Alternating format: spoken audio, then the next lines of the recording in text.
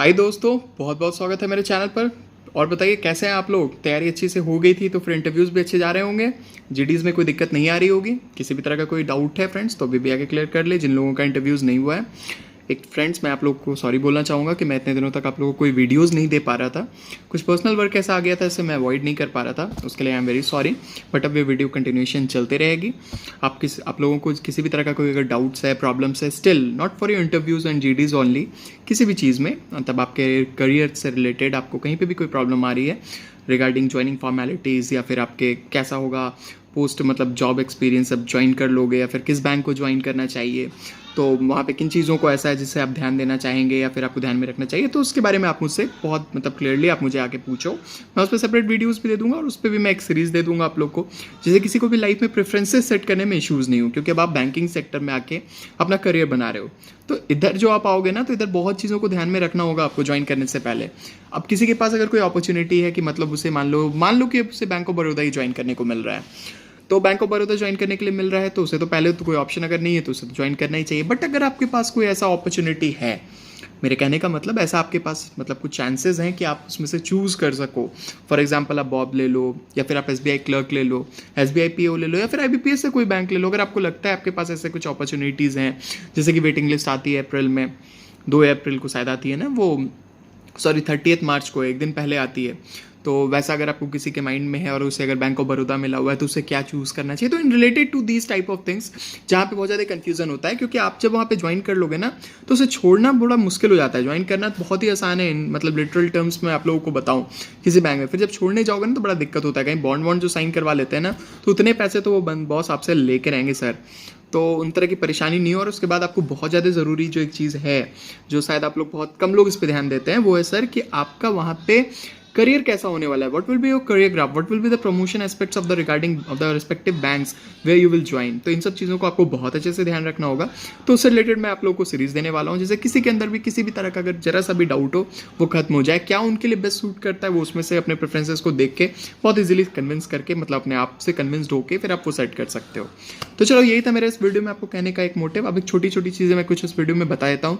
इस सीरीज़ के कंटिन्यूएशन में मैं आपको इंडिविजुअली हर बैंक से रिलेटेड, टॉप मोस्ट बैंक से रिलेटेड जो कुछ अभी चल रहे हैं, जैसे आईबीपीएस से अगर होंगे तो कौन सारे ऐसे बैंक होने चाहिए जिसे आप ऊपर रखो, या फिर आपके एसबीआई में क्लर्क और पीओ हो गया है, फिर आपको पीजीडीबीएफ वाला वो बैंक ऑफ बड़ौदा वाला प्रोग्राम मिल रहा है, तो किसे लेना चाहिए किसे नहीं लेना चाहिए वो सब बताऊंगा। तो सबसे पहले फ्रेंड्स अब लेते हैं बैंक ऑफ बड़ौदा के पीजीडीबीएफ प्रोग्राम को। तो फ्रेंड्स सबसे पहले कांग्रेचुलेट करता हूं आप सबों को, सर आप लोगों ने बहुत बड़ा काम किया, एटलीस्ट आपने एक जॉब सिक्योर कर लिया है। और किसी के भी लाइफ में अगर उसके पास कोई जॉब नहीं है तो उसके लिए जॉब सिक्योरिटी कितनी मायने रखती है वो आप लोग को फील हो रहा होगा। एटलीस्ट आपके मन में एक चीज़ तो ज़रूर आ रही होगी कि कुछ ना कुछ तो अब हम अपने लाइफ में कर ही लेंगे, नहीं कुछ तो यार पीओ तो बन गए या फिर एक जॉब तो हमारे हाथ में है, अब आप बड़ा सोच सकते हो, आगे जाने का निकल सकते हो, है कि नहीं। चलो अब इसके बारे में मैं थोड़ा बता देता हूँ कि ये आखिर कैसा होने वाला है। सर इसमें आप लोग को एक पढ़ाई कराई जाएगी, एक डिप्लोमा की डिग्री दी जाएगी, उसके बाद एक एग्ज़ाम लिया जाएगा, आप एग्ज़ाम पास करोगे फिर आपको ज्वाइन कराएंगे। उस बीच में आपको ब्रांच में ट्रेनिंग्स दी जाएगी, बहुत तरह के थ्योरेटिकल क्लासेस होंगे, प्रैक्टिकल क्लासेस होंगे। तो ये एक आप लोग के पास एक सब्सटीट्यूट है, एक अच्छा चीज़ है। बैंक ऑफ बड़ौदा जैसे बैंक में आप लोग को सिलेक्शन मिल रहा है तो कम बड़ी बात नहीं है, बहुत बड़ी बात है। लीडिंग बैंक है, बहुत प्रॉफिटेबल वाला बैंक है, इसकी पोजीशन तो भी ठीक है अभी बाकी बैंकों से। तो क्या आपको ये ज्वाइन करना चाहिए, तो ये सर डिपेंड करेगा solely on the individuals preferences and choice कि आपका क्या है मतलब एस्पेक्ट देखने का। अगर आपके पास कोई जॉब नहीं है सर तो आप याद रखिएगा, a bird in hand is worth two in the bush. ये लाइन को अपने फ्रेज को अपने माइंड में ना एकदम ऐसे करके सेट कर लो एकदम, क्योंकि ये आपको लाइफ में हमेशा प्रमोट करेगा। क्योंकि अगर आप सोच रहे हो कि आपने कोई इंटरव्यूज़ दिया हुआ है या फिर आपने कोई ऐसा एग्जाम दिया जिसमें आप 100% श्योर हो कि आपका होगा ही होगा, और उसके अभी ज्वाइनिंग के बारे में मैं देख रहा था, आ रहा था कि वो 22 तारीख से या 20 तारीख से नेक्स्ट मंथ दैट इज़ अक्टूबर वो ज्वाइन करवाएंगे, तो यार उसमें भी हो जाएगा, चलो अवॉइड कर लेते हैं, एक्सटेंशन ले लेते हैं। बट ज़रूरी नहीं है कि वो आपको एक्सटेंशन दे, मेरे हिसाब से नहीं भी दे सकते हैं। तो क्या आपको ज्वाइन नहीं करना चाहिए? नहीं सर, अगर आपके पास कोई और जॉब नहीं है, अगर कोई वर्किंग है तो उसके लिए बात अलग है। अगर आपके पास कोई और जॉब नहीं है जो कि अभी कंटिन्यू कर रहे हैं, अपने पढ़ाई एग्जाम्स दिए हुए हैं, तो उनको तो मैं कहूँगा कि आप आंख बंद करो, वेट मत करो कि एसबीआई का रिजल्ट आता है नहीं आता है, कब आएगा नहीं आएगा। अगर उस बीच में आ जाता है आंख बंद करके सर ज्वाइन कर लो, कहीं कोई खराबी नहीं है, बहुत अच्छा as equal to a PO ही है, सैलरी भी वही है, वो लोन होता है नॉमिनल जो ऐसे कटता है, उसका प्रोसेस आप देख लेना अपने उसमें जो आएगा, उसका कैसे पेमेंट करना है, स्ट्रक्चर में कब आपको रिपे होगा, कैसे आपको इंटरेस्ट देना पड़ेगा, जिससे आपके सैलरी पे बहुत ज़्यादा फर्क नहीं पड़े। बाइपर्टाइट सेटलमेंट भी हो रहा है बैंक का तो सैलरी और बढ़ने वाली है। तो उस हिसाब से आप उसे एडजस्ट कर लोगे, इशू नहीं है। बट उसे मैं ये कहना चाहूँगा उन किसी भी लोगों को कि जिन किसी के पास भी कोई जॉब नहीं है, सर आप इसे ज़रूर ज़रूर ज़रूर ज्वाइन करें। पहली चीज़ थी। दूसरी चीज़, कभी भी वो मतलब लोग जो ऑलरेडी एसबीआई में आ चुके हैं, मतलब जिनका एसबीआई क्लरिकल फाइनल हो चुका है, मेरा पर्सनल एक ओपिनियन है, मैं कह रहा हूँ, मतलब ज़रूरी नहीं है कि वो आप लोग उसको मानो ही मानो। सर अगर आप एसबीआई क्लर्क में आपका रिजल्ट आया है और आपका उसमें सिलेक्शन हुआ है, तो मेरा मानना है कि मैं अगर आप लोगों की जगह पे होता तो मैं कभी भी बैंक ऑफ बड़ौदा ज्वाइन नहीं करता। ये नहीं कि बैंक ऑफ बड़ौदा खराब है या क्लरिकल है, वो पीओ है तो मुझे उसे ज्वाइन करना चाहिए, मैं क्यों ज्वाइन करूं, वो सारी कोई बातें नहीं है। मतलब ये मतलब not related to salary, not related to मतलब नाम क्या है कैसा है। एक जेन्युइन सी वजह है उसकी सर कि आप कहीं पर रिक्रूट होते हो आज के डेट में, मेरी बात को समझना बहुत ध्यान से, ठीक है। आप कहीं पर रिक्रूट होते हो आज के डेट से, मतलब आप आज ज्वाइन करते हो, आपकी सैलरी शुरू हो जाती है। और आप कहीं पे ज्वाइन करते हो 1 साल 2 साल के बाद, पढ़ाई लिखाई होने के बाद, उस एग्जाम को पास करने के बाद, उसमें एक थोड़ा सा डिफरेंस आ जाता है सर, मानिए नहीं मानिए, उसमें थोड़ा सा डिफरेंस आ जाता है। एक अनसिक्योरिटी वाली फीलिंग, इनसिक्योरिटी वाली फीलिंग रहती है हमेशा, कहीं हमें डिस्क्वालीफाई कर दिया तो। कुछ केसेस ऐसे आए हैं जहाँ बैंक ऑफ बड़ौदा वाले प्रोग्राम में बहुत लोगों को फेल भी कर दिया जाता है, तो एक डिसअपॉइंटमेंट वहाँ पे हो सकती है आप लोग को, और आप एक तरह से ब्लॉक हो जाते हो। मतलब आपका करियर ग्रोथ जो है ना, 1-2 साल के लिए तो आप वहीं पर अटक जाते हो। और कितना क्रूशियल है एक कैंडिडेट के लिए अभी का 1 या 2 साल, वो आप लोग को बहुत अच्छे से पता होगा कि अभी जॉब अपॉर्चुनिटीज़ जो भी इलेक्शन लेके या फिर जो भी वजह से अभी आ रहे हैं वो कम ही हो रहे हैं, तो बहुत सारी चीज़ आपसे मिस हो जाएंगी। तो इस पॉइंट ऑफ व्यू से मैं आपको कह रहा हूँ कि आपको स्टेट बैंक ज्वाइन करना चाहिए। एसबीआई क्लर्क, जिसका एसबीआई क्लर्क में हो चुका है और बैंक ऑफ बड़ौदा में भी हुआ है, उनके लिए मैं बता रहा हूँ, ये अपॉर्चुनिटी को बिल्कुल भी मिस नहीं करें, ये गोल्डन अपॉर्चुनिटी है। और इसके साथ एक चीज़ और भी है कि एसबीआई जो भी है तो सर वो टॉप मोस्ट है। मतलब एक सेकेंड रीज़न दे रहा हूँ, उससे ज़्यादा ऑथेंटिक नहीं है वो फर्स्ट वाले से, कंफ्यूज मत करना सर, पहले ही बता देता हूँ, पता होगा फिर बता रहा हूँ। तो एक ब्रांड है भाई एसबीआई है, और उसमें भी आप प्रमोट हो जाओगे, यहाँ भी 1-2 साल पढ़ाई करोगे, वहाँ भी 3-4 साल में लोग बन जाया करते हैं, इवन 2 साल में बन जाया करते हैं। स्पेशल केसेस हैं वो 2 साल बनने वाले, वो सीए होते हैं, एमबीए होते हैं, वर्क सर्विसमैन होते हैं, जो भी होते हैं, अदरवाइज मैं उस पर नहीं जाऊँगा। तो आपको वहाँ पे वो ज्वाइन करना चाहिए। तीसरी चीज़ मैं बता देता हूँ, जिनका क्लरिकल और ऑफिसर में कंफ्यूज मत होइएगा।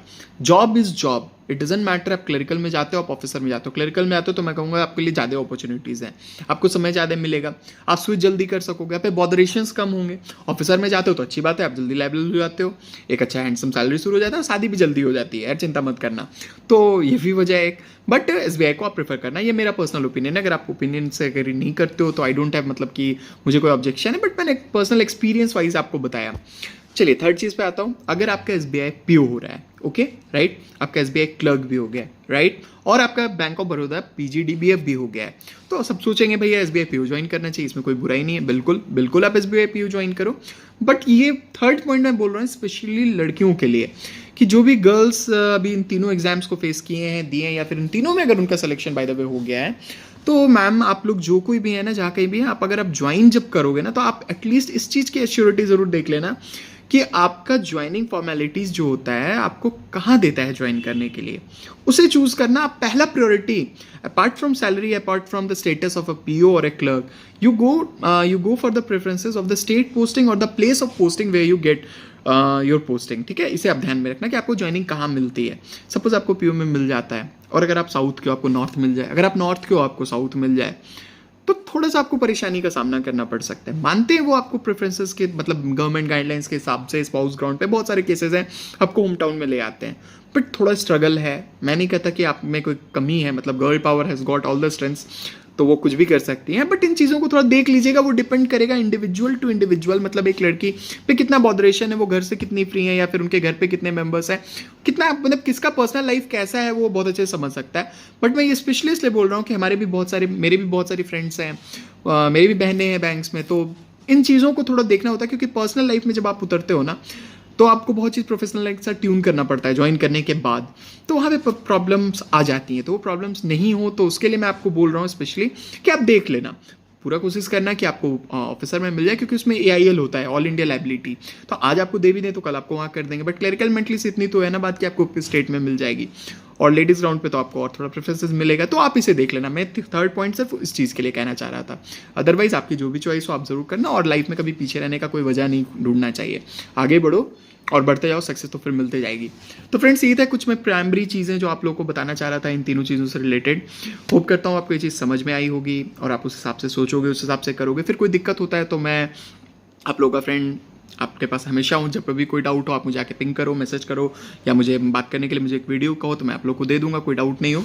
अब जो मैं इस पे वीडियो पे सीरीज बनाऊंगा 2 3 4 पार्ट जो भी आएंगे, 5 पार्ट जो भी आएंगे, उसमें मैं डिटेल्ड वे में आपको उन सारे टॉप बैंक्स का रिलेटेड फ्रॉम मतलब क्लरिकल पोस्ट से लेकर आपके स्पेशलिस्ट ऑफिसर तक के पोस्ट के लिए मैं आप लोगों को सब चीज़ बता दूंगा कि किसी को भी लाइफ में कभी ये चूज करने में दिक्कत नहीं हो, क्योंकि बैंक का करियर और बैंक का ग्रोथ बहुत ज़्यादा जरूरी होने वाला है सर, जिसे आप चूज करोगे।